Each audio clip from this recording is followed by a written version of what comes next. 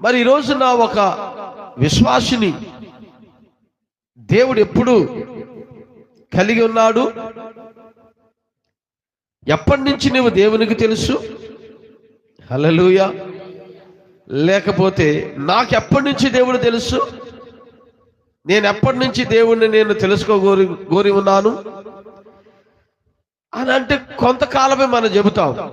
3 సంవత్సరాలు బట్టి నమ్ముకున్నామండి, 10 సంవత్సరాలు బట్టి నమ్ముకున్నామండి, కొన్ని పరిస్థితుల ప్రభావాన్ని బట్టి నమ్ముకున్నామండి. నిజంగా దేవుడు ఎంత గొప్ప దేవుడోనండి. మరి మా అబ్బాయికి అయింది, మా అమ్మాయికి అండి, ఇదయిందండి, అదయిందండి.